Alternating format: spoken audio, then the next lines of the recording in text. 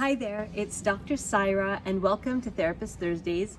As you can see, I'm in a different spot today. I really needed to be outside. Today I want to talk to you about some painful things, and one of the things that helps me when I'm hurting is to be kind of around trees and in nature, so I'm here hanging out in my backyard. I thought I'd say hello. These are really strange times. Not just because of the COVID, but because of what's happening with racism. I'm just going to say it as it is, around the world, but specifically in the States. And my husband's American, and I just can't make sense of it. You know, it's like, it's so appalling that you don't even have language for what's happening right now. My daughter wrote a story. So school is giving them these assignments, whatever. So there was write a story about something that matters to you. And her story that she wrote 2 weeks ago was a story about how there was a girl at school and she was sad. It was called The Girl Who Was Sad. And the reason she was sad was because she got bullied. And so every day, so she says, in the story, it says, she was sad because she got bullied. She got bullied because it was the olden days. And in the olden days, they thought that people who had darker skin weren't as good. And so she was really sad. And so the story talks about how she gets a puppy and the puppy makes her feel better. And she thinks it's the olden days. She thinks that happens in the olden days, that doesn't happen anymore. And I don't even know how to tell my kids about what's going on. I don't even know how to tell myself what's going on. People who are 1 or 2 shades darker than me, or my shade, maybe a little bit of a different facial structure, culturally, yeah, different. And you know what? I hate it when people say I'm colorblind. Oh, I don't see color. I think that's bullshit, because my ethnic background, my cultural heritage means something to me. It makes me who I am. And so I want you to see that I'm from, I'm coming from a little bit of a different lens, but I don't want you to ask me where I'm from, because guess what? I'm from here, just like you.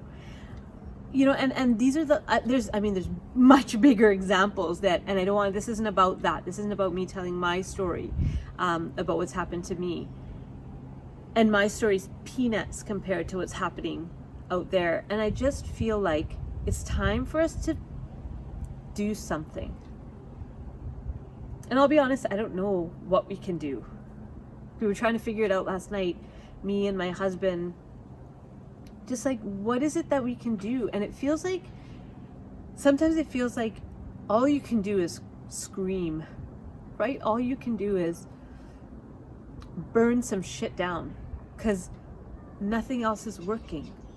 And so I understand what's going on, and I understand the fire that's in people right now, and the helplessness, and the rage, because this is not a new issue. And you know what? This is not the olden days. Like, didn't we do this already? Haven't we done this already? Well, clearly not.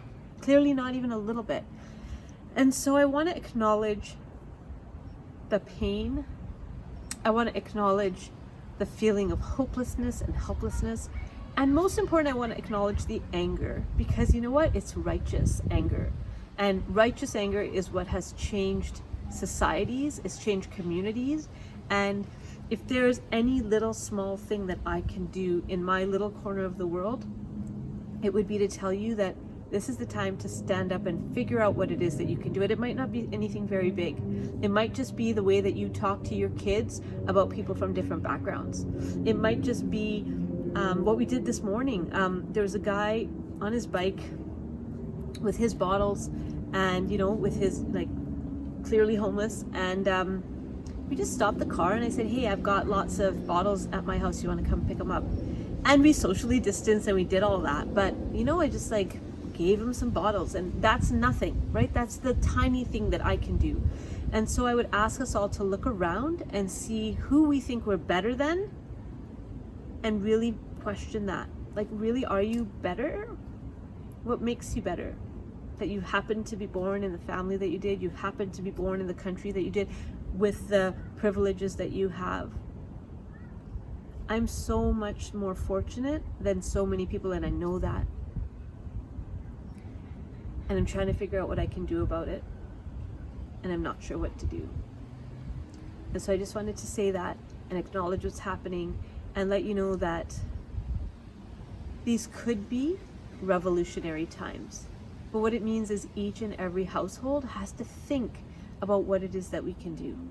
Big things, small things, and let that righteous rage, let it propel us to action. Let it move us to doing something that's actually going to make a difference. So those are my thoughts today.